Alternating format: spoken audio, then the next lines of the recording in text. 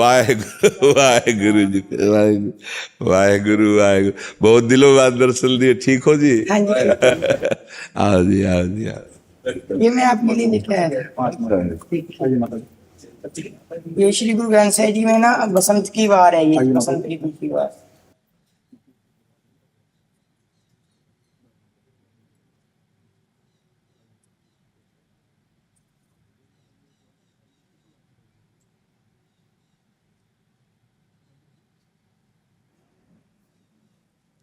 एक कपड़े में विराजमान करके जी।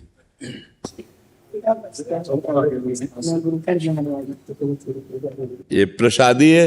हाँ जी।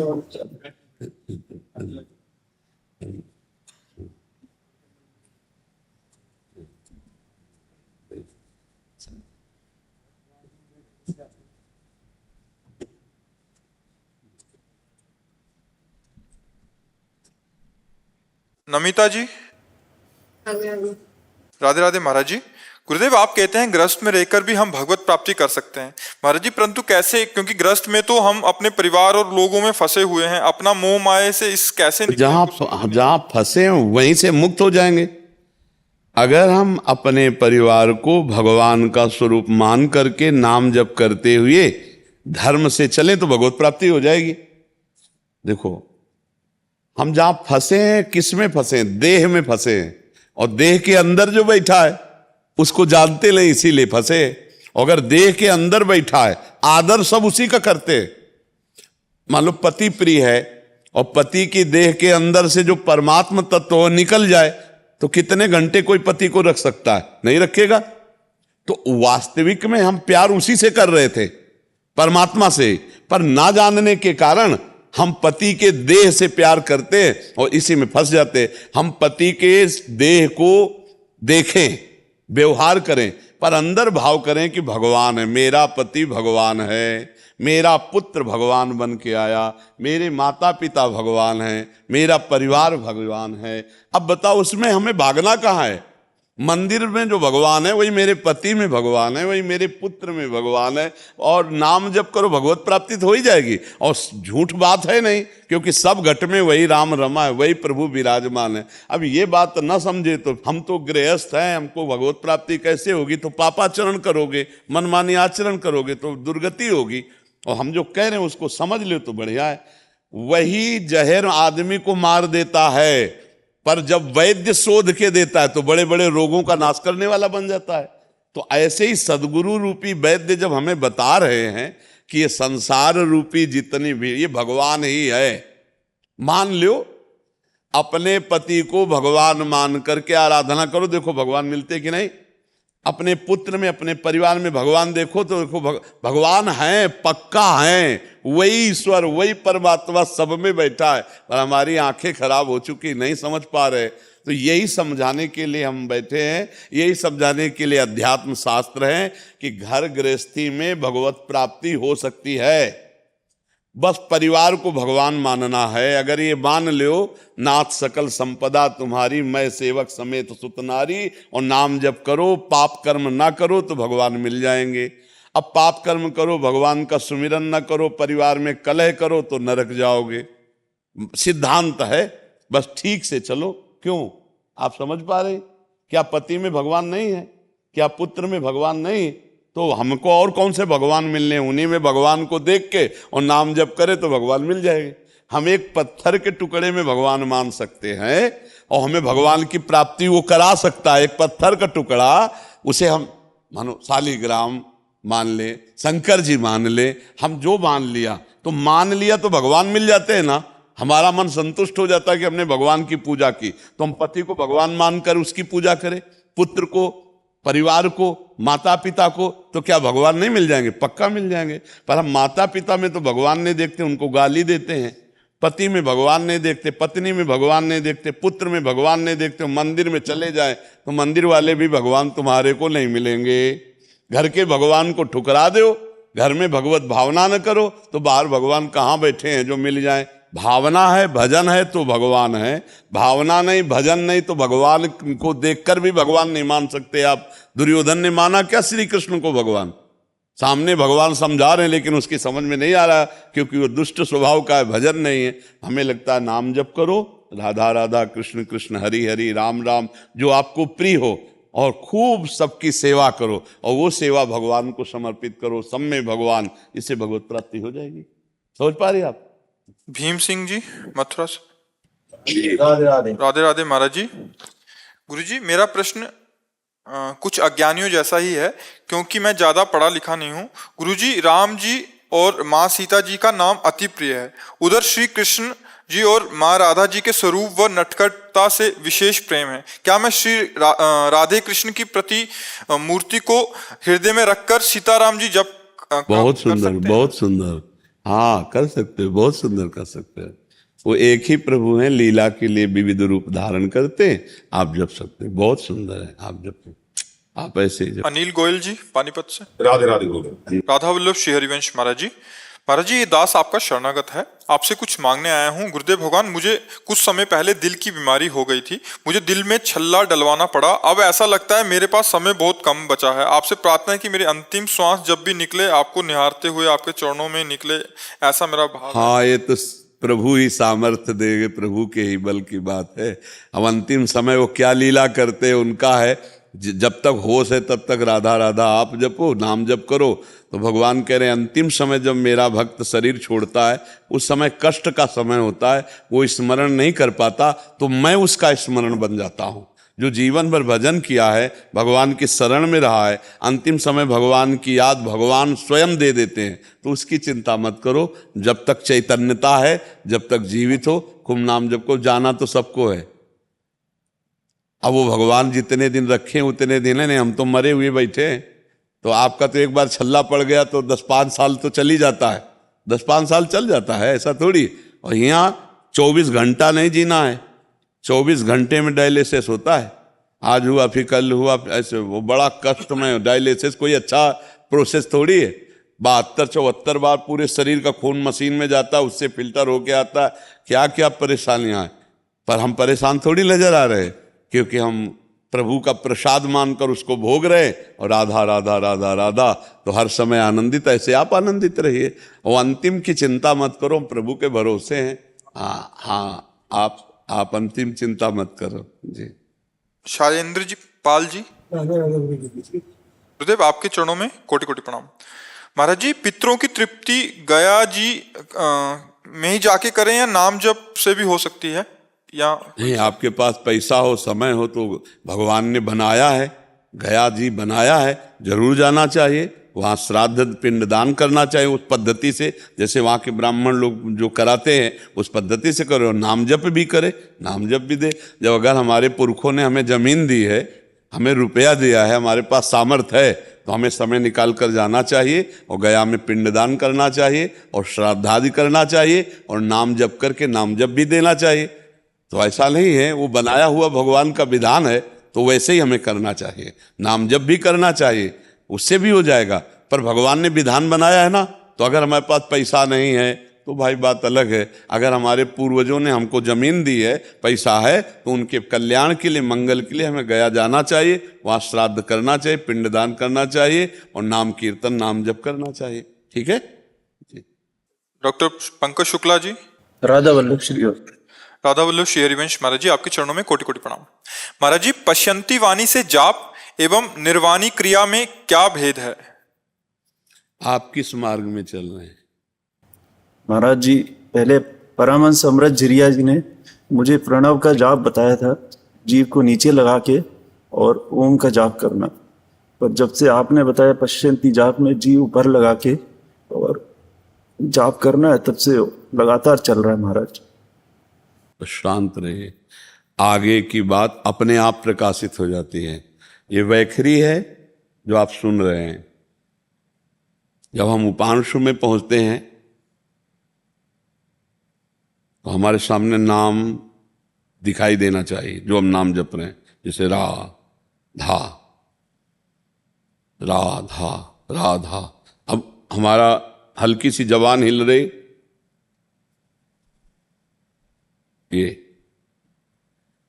ये मध्यमा से जब शुरू हो गया,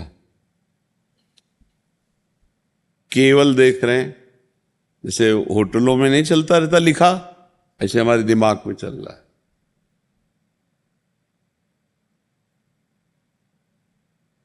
चल रहा है बस। पश्यन्ति परा, हर जैसे धड़कन हो रही है ऐसे रोम रोम से निकल रहा राधा राधा राधा राधा। हम आपकी तरफ देख रहे हैं तो नाम दिखाई दे रहा है, कानों में गूंज उसी की सुनाई दे रही, धड़कन उसी से, ये क्रमशः पहुंच जाया जाता है। इसमें ये नहीं कि हम पश्यन्ति से शुरू कर दें, हम मध्यमा से शुरू कर दें या हम परा, ऐसे नहीं। यहाँ स्थिति पहुंचती है, पहले वैखरी से शुरू होता है, फिर उपांशु में जाते हैं, मध्यमा में, फिर पश्यन्ति में, फिर परा में रोम रोम रग रग भगवदाकार हो जाता है। समझ रहे क्या प्रश्न था? जी पश्यन्ति वाणी से जाप एवं निर्वाणी क्रिया। निर्वाण, निर्वाणी निर्वाणी का मतलब क्या है? जबान नीचे लगा के दांत के तब प्रणव का जाप करना। देखो संतों ने अलग अलग भाषा में कहा है, उसे समझो। वैखरी, उपांशु, मानसिक। वैखरी, मध्यमा, पश्यन्ति, परा। अब उसी को किसी भी शब्दों में बोलते रहो, यही सिद्धांत है वाणी के, यही सिद्धांत है। जब परावाणी का मतलब होता है जपा जापो, जप नहीं रहा, स्वाभाविक हो रहा है, होता रहता। अब इसको छुपाना चाहिए, कभी गर्व नहीं करना चाहिए। दो बातों में ध्यान रखना, इसको अब प्रकाशित मत करना कहीं भी, और गर्व मत करना कि मेरा तो निरंतर चलता है, नहीं विक्षेप पड़ जाएगा। गुप्त रखना और गुरु कृपा, भगवत कृपा मानना। फिर आगे जो अनुभव होते जाए उनको गुप्त होते चलो, गुप्त रखते चले जाओ, क्योंकि सर्वज्ञ गुरुदेव जानता है, वही तो दिया है। और हमको दूसरों से बताकर लाभ क्या प्राप्त होगा? जब हम दूसरों को अपने अनुभव बताने लगते हैं तो हमारा अहम पुष्ट होता है, हमारी साधना क्षीण हो जाती है। समझ पा रहे हैं? आगे कुछ जानना है? महाराज जी ये पूछना है, जो अभी ये जाप होता है ये हृदय से निकलने लग गया राधा राधा, और जबान ऊपर ही लगी रहती है। शांत रहिए, ये उसका फल है जो आप कर रहे हैं। कुछ दिन बाद ये भी भूल जाओ कि जबान है कहाँ।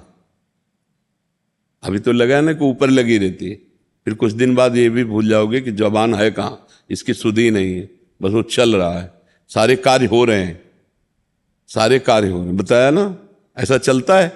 जैसे आप होटलों में देखते हैं ना, वो लिखा चला आता है, ऐसे सुंदर दिव्य स्वर्णिम अक्षरों से लिखा बार बार। ध्यान में ऐसा करते जी है, अंदर की श्रवणेंद्रिय से सुन रहे हैं, कोई भी नाम खाली न जाने पाए बिना सुने। सुन रहे हैं, बस चुप रहिए, आगे का मार्ग अपने आप प्रकाशित हो जाएगा। जब हमारी यात्रा चल रही तो हर स्टेशन आ जाएगा, हर स्थितियां जो आध्यात्मिक है वो अपने आप, बहुत उच्च कोटि की साधना है ये। बस चुप रहिएगा, प्रकाशित मत कीजिएगा हमारी बात बांध। जैसे शंकर जी ने नारद जी से कहा था, नारद जी ने कहा मैं काम विजयी होगा, बोले चुप रहिएगा, इसको कहिएगा नहीं, पर वो माने नहीं, हरि से जाके कह दिया तो फिर रच गई माया। इसे चुप रहना, ये बहुत जल्दी छीनने वाली चीज है। माया इसको बहुत जल्दी छीनती है। हम अपने अनुभव की बात कह रहा हूं, तुम्हारे मन में बार बार उल्लास आएगा, मैं बताऊं, मैं इस विषय को प्रकाशित करूं, उसी को चुपचाप सह जाना, उसी को रोक लेना, कोई जान ना पावे। आज के बाद ये चर्चा मत करना, आगे की बात अपने आप प्रकाशित, किसी से प्रश्न करने की जरूरत नहीं पड़ेगी। ऐसे साधक को प्रश्न की जरूरत नहीं होती, आगे अपने आप मार्ग प्रकाशित होता जाता है। या जो उत्तर चाहिए वो सुनने को मिल जाएगा, अपने आप सुनने को मिल जाएगा। ठीक है, धैर्य पूर्वक जपिएगा, संयम में चलिएगा। अभी कोई स्थिति नहीं आई है, आगे विषय का प्रलोभन आएगा, विषय का प्रलोभन भोगो फ्री। हमारी बात नोट कर लेना डायरी में जाके, और इतनी जोर का विषय आकर्षण होगा कि ये छोड़ो, भोगो, बस उसे धर्म पूर्वक ही रहना, अधर्म आचरण न करना। नहीं, इसके गायब होने में देर नहीं लगती। आप प्रयास करोगे जबान लगा के तो भी नहीं होगा। जो चल रहा है बहुत कृपा से चल रहा है, बहुत जन्मों के पुण्य एकत्रित हुए तब ये चल रहा है। अब इसको संभाल लो, आगे का रास्ता अपने आप प्रकाशित हो जाएगा, अपने आप अनुभव में सब कुछ आने लगेगा। तत्व ज्ञान, रूप दर्शन, प्रेम, सब कुछ होने लगेगा, निराकार साकार सब कुछ बोध हो जाएगा। ठीक है, चुपचाप चलते रहो। महाराज जी, आप त्रिपुरा एक जगह है, स्टेट है, उसको माँ त्रिपुरा सुंदरी के चरणों की धूल में मैं महाराज, वहाँ के मुख्यमंत्री थे अभी, उनकी धर्म। मैं कुछ नहीं, सिर्फ चरणों की धूल हूँ। विचलित हूँ, भ्रमित हूँ, मन में बहुत द्वेष है, हर रोज एक ही प्रश्न से लड़ रही हूँ, उसका उत्तर आपसे चाहती हूँ। मैं मर्यादा पुरुषोत्तम राम की मैं भी उतनी ही भक्ति करती हूँ। निरंतर मेरे शिव के आराध्य के साथ मैं जुड़ी हुई हूँ। मैं जानना चाहती हूँ महाराज आपसे, क्या मेरी माँ जानकी को न्याय मिला है? ये संसारिक लोगों ने लीला में और संसार के दोनों को क्या आप एक जोड़ रहे हैं? क्या दिव्य चिदानंदमय लीला को आप त्रिगुणात्मिका मलिन माया की लीला से जोड़ेंगे? पहली गलती है। भगवान श्री राम त्रिकालज्ञ सर्वज्ञ हैं। भगवान श्री राम के निज जनों में एक गर्व प्रकट हुआ था। उसी गर्व को चकनाचूर कराने के लिए भगवान ने जो वन गमन लीला बाद में की और अपने पुत्र लोकुश के द्वारा सब महिमाशाली अपने भ्राता तक के सबके बलों को चूर करवाया। और इसके बाद माता जी का प्रादुर्भाव पृथ्वी से ही हुआ था। माता जी पृथ्वी में ही लीन हो गई। ये तो मानना ही पड़ेगा कि जब भगवान अवतार लेते हैं तो अंतर्ध्यान की लीला करते हैं, तो कहाँ अन्याय कहाँ हुआ? आपको जो लग रहा है कि एक धोबी के कहने से प्रभु ने ऐसा किया, नहीं, निमित्त बना करके अपने समस्त निज परिकर के गर्व का मर्दन कराने के लिए लौकुश को वाल्मीकि के आश्रम में प्रादुर्भाव कराना और समस्त अपने महारथियों के बल को चकनाचूर कराना और फिर उनको अपने राज सिंहासन पर विराजमान कर, अन्याय कहाँ हुआ? ऐसा लगता है। नहीं, आपको क्यों लगता है? आपको लगना ही नहीं, क्योंकि आपकी बुद्धि जो है वो त्रिगुण माया के अंतर्गत है और भगवान की जो लीला है वो त्रिगुणातीत है। चिदानंदमय देह तुम्हारी विगत विकार जान अधिकारी। ऐसा नहीं, आप उस विषय को नहीं जान सकती है। जब तक उस कोटि की दिव्यता नहीं होगी तब तक आप उस दिव्य लीला को कैसे समझ पाएंगे? जैसे हम आप मिल जाएं, अब इनके आगे हमको आपको खेल दिखाना है, तो हम आप बैर विरोध का अगर भी खेल करेंगे तो इनको लगेगा कि गुरु शिष्य में बैर विरोध कैसे हो सकता है। लेकिन जब ये हमारे आपके रहस्य को जानेंगे तो हंस देंगे कि दोनों मिल के चले थे, इसलिए ऐसा खेल खेले थे। तो रावण कुंभकर्ण जय विजय है ना, भगवत पार्षद है ना, भगवान का अवतार एक लीला विनोद के लिए हो रहा है ना। तो जानकी जो भगवान की अर्धांग से प्रकट हुई है, वो भूमि से प्रकट होने की लीला है। भगवान की अर्धांग है जानकी। जैसे शिव और शिवा अभेद हैं, ऐसे राम और जानकी अभेद हैं, ऐसे राधा और कृष्ण अभेद हैं। इनकी लीला जो होती है उसमें रहस्य छुपा होता है। तो अपने जनों, अब भगवान के निज जनों का गर्व कौन मर्दन कर सकता था? भगवान का अंश ही कर सकता था। अब भगवान अयोध्या में रखकर ऐसा नहीं कर सकते थे, इसलिए वाल्मीकि जी के आश्रम में उनको, हाँ, वो लीला है भगवान की और ये मिलकर लीला है। ऐसा नहीं है कि जरा भी कहीं भी अन्याय। धर्मात्मा जितने भी हुए हैं, महात्मा जितने भी हुए हैं, भगवान श्री राम के कहीं भी किंचन मात्र भी मर्यादा पुरुषोत्तम में इतना भी दोष नहीं निकाल सकते। तो फिर वो अपनी प्रिया के साथ ऐसा कैसे कर सकते हैं? वो तो उनकी अर्धांग है, उस लीला को समझना है। तो आप उनमें पहले तो ये भाव हटा दीजिए। हाँ, वहाँ लीला थी जिससे सबको बांध दिया, सबके अभिमान को चूर कर दिया। आप देखो ना, और फिर आकर के विराजमान होते हैं अयोध्यापति के समीप आकर ही तो विराजमान होते हैं। और जानकी जी का प्रादुर्भाव भूमि से हुआ, इसलिए भूमि में अंतर्ध्यान हो गई। और अंतिम लीला आप कृष्णावतार में देख लीजिए, अपने सामने अपने वंश को कटवाते हैं कि नहीं कटवाते?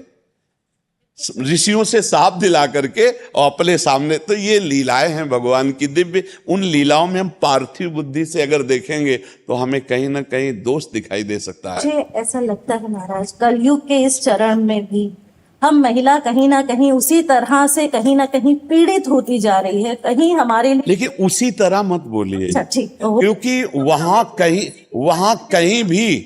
कहीं भी पीड़ा जानकी जी को नहीं थी। महर्षि जो वाल्मीकि जी हैं, इतने समर्थ महापुरुष हैं जो भगवान के अवतार के पहले ही भगवान की लीलाएं लिख दी। उनके पास जानकी जी सुरक्षित है, जहां काल की भी ताकत नहीं है कि तनिक भी वहां कोई उपद्रव कर सके।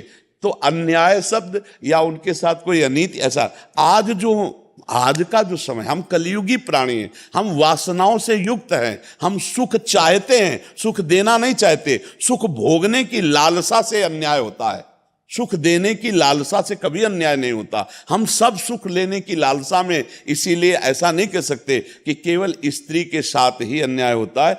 जहां सुख लेने की लालसा है वहां अन्याय है। अपने सुख भोगने के लिए अपने पूरे परिवार को जहर देकर लड़की भाग जाती है ना, भाग जाती है ना। एक पुरुष से ब्याह होने के बाद दूसरे पुरुष का वरण कर लेती है, अपने पति की हत्या कर देती कि नहीं कर देती, या स्त्री के साथ ऐसा व्यवहार किया जाता है या पुरुष के साथ व्यवहार किया जाता है, एक पक्ष में आप देख नहीं सकती।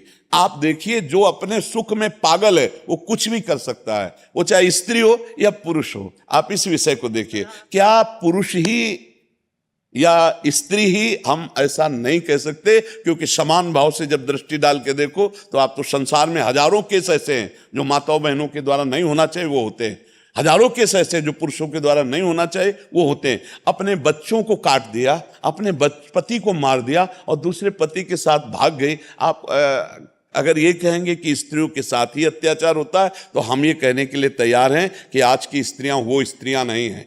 आज की स्त्रियां सिंघनी हैं, पढ़े लिखे हैं। आज की स्त्रियां वो नहीं हैं जो पुराने जमाने में थी कि आप थप्पड़ मार दो चुप होके बैठ जाएंगी, थप्पड़ मार दोगे तो बीच सभा में थप्पड़ मारकर तुम्हें बंदी बनवा देंगी। आज की पढ़ी लिखी लड़कियां हैं। पर देखो, कुमार्गगामी लड़कियां भी हैं और कुमार्गगामी लड़के भी हैं, दोनों पक्ष देख रहे हैं। तो इसलिए उसको भगवान की लीला से न जोड़ा जाए। ये मलिन माया की लीला है और वो मायातीत लीला है भगवान की। समझ रही ना आप आशीर्वाद कर, मुझे लगता है आज के बाद उस ज्ञान की तरफ अग्रसर होंगी जहां मेरा मार्गदर्शन होगा, क्योंकि भ्रमित हूँ, इसीलिए आपसे नहीं, आप आगे बढ़िए, आप आगे बढ़िए। धन्यवाद। महाराज जी, आप एक क्राइम पेट्रोल आदि उसमें आते हैं, उसमें एक इंस्पेक्टर का रोल करते हैं और पिक्चर आदि में भी। तो क्राइम पेट्रोल और काफी फिल्मों में काम कर रहा हूँ, फिल्मों में भी, और अब अपनी बनाने की इच्छा है गुरुदेव, और यंग जनरेशन को एक अच्छा मैसेज आए फिल्म द्वारा। हाँ, बिल्कुल बिल्कुल बिल्कुल, हाँ बिल्कुल, नहीं बहुत सुंदर है। मेरे पास प्रश्न ही नहीं रहे, सारे प्रश्नों के जैसे जवाब मिल जाते हैं आपसे। ले लिया आपको सुनता हूँ दिन रात, मतलब सोते उठते जागते। पत्नी कई बार मजाक उड़ाती क्योंकि तू बाबा मत बन जाता।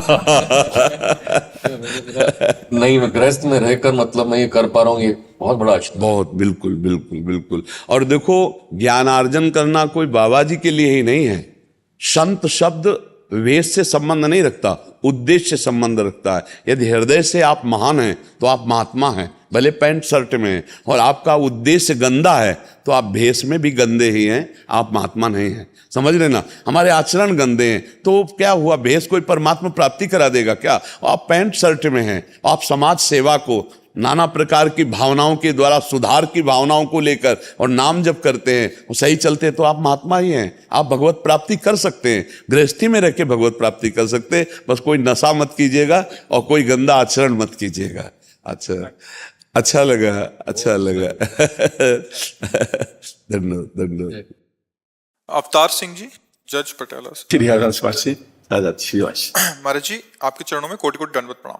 महाराज जी, आपकी अपार कृपा से ये ज्ञान हुआ, जब तक आपके पास भजन सिमरन की कमाई नहीं होगी तब तक इस संसार सागर से पार नहीं किया जा सकता। माया अपना प्रवाह जूट डालेगी। बहुत प्रयास करने के बाद भी नाम जब कुछ देर तक चलता है, फिर अचानक से छूट जाता है। महाराज जी, कृपया इन सूक्ष्म वासनाओं से कैसे मुक्ति पाएं? जैसे कि सरकारी काम करते हुए जब सरकारी कर्मचारी अपना काम ठीक से नहीं करते तो गुस्सा आ जाती है। वो गुस्सा ना चाहते हुए भी हमारा कितना अमूल्य समय नष्ट कर देता है और हम श्री जी के चरणों से दूर हो जाते हैं।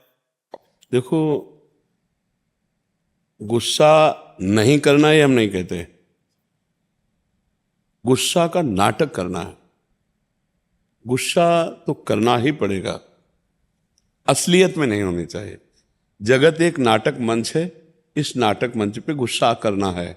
बिना गुस्सा के आप अपने, जैसे जन है सेवा में, आप ऐसे बात करो कि आपने गलती की, आपको नहीं करना चाहिए। कुछ दिन बाद आपका उपहास होने लगेगा, नहीं, अवहेलना होने लगी। गलती की ना तुम, बस अगर अगली बार ये पुनरावृत्ति हुई ना तो आप समझ सकते हैं इतना ही काफी है। गुस्सा का नाटक करना है, और उस नाटक को अगर हम सत्य में, क्रोध में उतार देंगे तो दोष आ जाता है। और अगर हम उसे नाटक रूप में करें और वो कर्म भगवान को समर्पित कर दें तो भगवत प्राप्ति का हेतु हो जाएगा। जैसे गुरु को शिष्य के प्रति दोष दर्शन करने का अधिकार है और क्रोध करने का अधिकार है। अध्यापक को विद्यार्थी के प्रति है कि वो दोष दर्शन करे, डांट लगाए, निर्दोष करे। माता पिता को पुत्र के लिए और स्वामी को सेवक के लिए। स्वामी ही होता है अपने अपने पद पर बैठ करके अपने नीचे वालों को अपनी राष्ट्र सेवा, अपनी समाज सेवा के अनुकूल चलाना। तो वो कोई दोष नहीं है, उसमें दोष बुद्धि ना कीजिए, उसमें करना ही पड़ेगा। उसमें आपको क्रोध अंदर नहीं करना, पर क्रोध का नाटक करना बहुत जरूरी है। नाटक, क्रोध का नाटक करना बहुत जरूरी है। अगर नहीं करेंगे तो नहीं बनेगा। राम जी बैठ गए 3 दिन उपवास करके समुद्र के आगे हाथ जोड़ के, माना भला आदमी? नहीं माना ना। और जब लक्ष्मण बाण सरासनानु शोषों वारिद विशिक्र सानु सठ सन विलय कुटिल सन प्रीति सहज कृपन सन सुंदर नीति ममता रथ सन ज्ञान कहानी अति लोभी सम विरति बखानी कामी सम जिम हरि कथा ऊसर बीज बय फल जथा लाव अग्नि बाण अभिसंधान करते सोख लेते समुद्र को कनक थार भरी मणि गण नाना विप्र रूपत आयो तजमाना। 3 दिन उपवास कर रहे थे, मान जाता। जब अग्नि बाण संधान कर लिया तो थाल में विविध प्रकार के रत्न भरकर ब्राह्मण रूप में आया कि प्रभु ब्राह्मणों पर अस्त्र नहीं चलाते। हुआ ना, विनय न मानत जलद हिजड़ गए 3 दिन बीत। और बोले राम सकोप तब भय बिन होए न प्रीति। तो ये सिद्धांत, सकोप माने क्रोध युक्त होकर, अंदर से क्रोधित नहीं होना, बाहर से क्रोध का नाटक करना। और रही नाम निरंतर चलने की बात, तो ये सिद्धों में नाम निरंतर चलता है। साधक को नाम चलाना पड़ता है, बार बार हठपूर्वक चिंतन कर। हमने एक दिन एक साधक से कहा था कि 5 मिनट में एक बार राधा नाम का अभ्यास कर लो, और अगर ये 24 घंटे तुम्हारा भजन न करवा दे तो बता ला। 5 मिनट में एक बार, कोई अब भजन नहीं पड़ रहा, 5 मिनट में एक बार बोल दो राधा। अब अगला 5 मिनट खाली ना जाए, तुम ध्यान रखना। तो कितनी बार राधा नाम हो जाएगा, ध्यान रखना कि वो राधा बोलना है अगले 5 मिनट में, बार बार राधा नाम का स्मरण आता है। हमको मन को फंसाना है, मन ने हमको फंसा लिया। अब हम अध्यात्म की युक्ति के द्वारा मन को फंसा लेते हैं।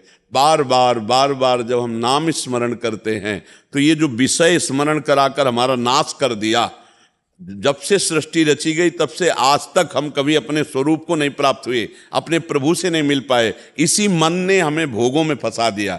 क्या होता है, ये हमारा विषयों का ध्यान करवाता है। जब हम एकांत में बैठते हैं नाम जप करने तो भाग जाता है और गंदी बातें चिल्तर करवाता। पूर्व में भोगी हुई, सुनी हुई या आगे भोगने की लालसा वाली, यही चिंतन कराता है, या रागात्मक या द्वेषात्मक, यही चिंतन कराता है। उससे हमको हटाना होगा। अगर हम उस ध्यान में लग गए तो नाम तो छूट ही जाएगा और हमसे गलत संस्कार भी और नए पुष्ट हो जाएंगे। ध्यायतो विषयान पुंसांस संगास तेसुपजायते संगास संजायते कामा कामात क्रोधो भी जायते क्रोधात भवति सम्मोहा सम्मोहा स्मृति विभ्रमा स्मृति भ्रंशा बुद्धिनाशो बुद्धिनाशात प्रणश्यति। जब हम विषयों का ध्यान करते हैं तो विषय भोगने की इच्छा होती है, और जब विषय भोगने की इच्छा होती है तो वो क्रिया में बदल जाती है, और जब क्रिया हो जाती है तो हमारा सब कुछ छिन जाता है। अध्यात्म का हमारे अंदर वो सामर्थ्य नहीं रह जाती जो दिव्यता आनी चाहिए। तो जय बार हमारा मन विषयों में जाए, तय बार इसको हटाकर प्रभु में लगाना है। और इसको हटाने के लिए मेहनत नहीं करनी पड़ती, केवल जान लीजिए कि गया सो आ जाएगा। देख लेना आप, अरे ये तो गया सो आ जाएगा, राधा राधा राधा। बहुत चतुर है वो, राधा राधा 4 6 10 फिर भागेगा, फिर आपको लाना है। तो करत करत अभ्यास के जड़मत होत सुजान रस्सी आवत जात ही सिल पर होत निशान। तो मन पे राधा नाम का निशान क्यों नहीं हो जाएगा? जब बार बार रस्सी पत्थर से घसीटती जाती है तो उसमें निशान बन जाता है। पहले कुएं में ऐसा होता था, कुआं में जैसे रस्सी घट तो उसमें बन जाता था। तो जब हम बार बार राधा राधा कृष्ण कृष्ण हरि हरि जपेंगे तो हमारा मन एक दिन पकड़ लेगा।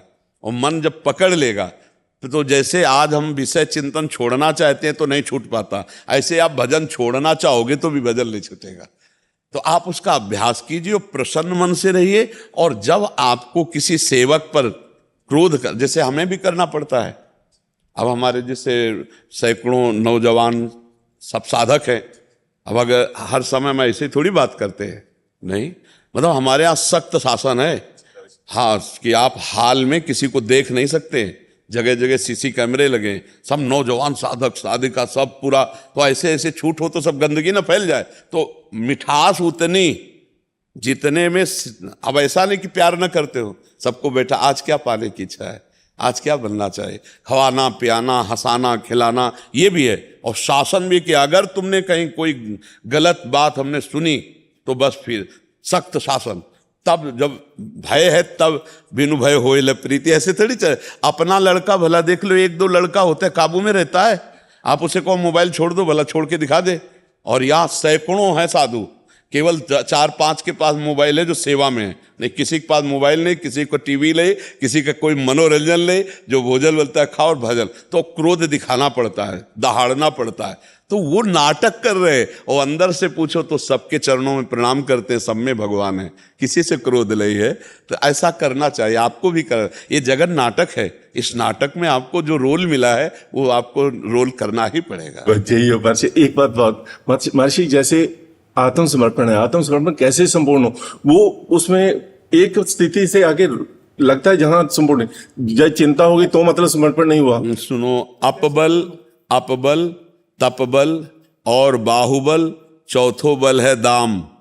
सूर किशोर कृपाते सब बल हारे को हरिनाम। आत्मसमर्पण तभी होता है जब चारों तरफ कोई हमारा नहीं दिखाई देता। ये हमारे किए नहीं होगा, ये परिस्थिति आती है। जैसे द्रौपदी जी को जब घसीट कर महल से दुशासन ला रहा है तो उसी समय भगवान को पुकारती, लेकिन भगवान को नहीं पुकारा, क्योंकि उनको बल था कि मेरे 5 महावीर पति हैं। फिर था कि भीष्म पितामह जैसे सभा में बैठे हैं, ऐसी सभा में मेरे साथ दुर्व्यवहार कैसे हो सकता है जहां इतने बड़े धर्मात्मा बैठे हैं। लेकिन जब वहां गई तो देखा 5 पति सर झुकाए हैं, देखा भीष्मादि कोई बोल नहीं रहे, अपने हाथ से, अभी भी श्री कृष्ण को नहीं पुकारा, आत्मसमर्पण नहीं, अपने हाथ से जब थक गई तब दांत से। अब लगा कि दांत से भी झटके में फिर तो निर्वस्त्र हो जाएंगे, क्योंकि एक वस्त्रा थी, रजस्वला थी, तो बस दांत से छोड़ दिया। पूरा भरोसा, हे द्वारिका वासिन श्री कृष्ण, हे गोविंद। तो यही भगवान का वस्त्रावतार हो गया। अपार अंबार लग गया वस्त्र का, लेकिन बाजू से वस्त्र नहीं हट पाया। नहीं, जब तक हमारा कोई अन्य बल है, रुपए का बल, पद का बल, व्यवहार का बल, बुद्धि का बल, तब तक हमारा पूर्ण समर्पण नहीं हो पाता। और जब ऐसी परिस्थिति आती है कि अब तो कोई सहारा नहीं, ये अब गए, जैसे गजेंद्र, जब तक उसकी हाथिनियां साथ देती रही तब तक भगवान को नहीं पुकारा। और जब घसीट के ग्राह ले गया अंदर, और इतनी सूंड बची, अब लगा कि ऐसे हुए तो मरे, सोई पुकारा हरि। तो हम लोग देहाभिमानी हैं, कुछ न कुछ पकड़े रहते हैं, कहीं विद्या का, कहीं धन का, कहीं पद का, कहीं कोई न कोई बल हमारा रहता है। और सुनेरी मैंने निर्बल के बलराम, निर्बल के बलराम। जब हम निर्बल हो जाएंगे तब हमारा आत्मसमर्पण हो। अब वैसे भी आत्मसमर्पण कोई बदमाश तब करता है जब एक को गोली काम नहीं करती। ले, जब अब ये लगा कि गोली खत्म और अब सीधे गोली आएगी जब ये होता चारों तरफ से घिर गए, अब भागने का रास्ता नहीं, अब कोई बस नहीं, ऐसे हो जाता है। हाँ, तो ये है संपूर्ण आत्मसमर्पण। तब जब हार गए, ना मन संभाल पा रहे, ना इंद्रियां संभाल पा रहे, तब अंदर ही अंदर ये अहंकार गलित होता रहता है। और ये होता है, प्रभु मैं हार गया हूं, अब आप संभाल लो, अब आप संभाल लो। तो वही जो अंदर आर्त भाव आता है, वहीं से शरणागति पुष्ट होती है, वो अंदर की होती है। आपके ऊपर तो कृपा है, क्योंकि सांसारिक सुखों के सानिध्य में रहते हुए भगवत शरणागति की प्रबल लालसा और अपने आंतरिक दोषों का बहुत सूक्ष्मता से निरीक्षण परीक्षण, ये भगवान की कृपा का ही फल है। आप पर भगवान की कृपा है, बस आप और उसे आगे बढ़ाइए और उस कृपा में डूबिए। संत श्री हरिराम शास्त्री जी महाराज जोधपुर से। राधे राधे महाराज जी। महाराज जी, राम स्नेही संप्रदाय के आदि आचार्य ने श्वासोश्वास राम नाम साधना प्रारंभ की, जिसमें श्वास तवन लगाई, आरती करके विरह जगाई। महाराज जी, इस पे प्रकाश डालें महाराज। हमारे यहाँ भी राधा नाम को ऐसे ही जपने को बोला गया है। नाम श्वास दो बिलग चलत हैं, इनको भेद नमो को भावे। श्वास ही नाम, नाम ही श्वासा, नाम श्वास को भेद मिटावे। जिस समय हमारे हृदय में निरंतर भगवत स्मृति जागृत होती है तो संपूर्ण राग का नाश होता है।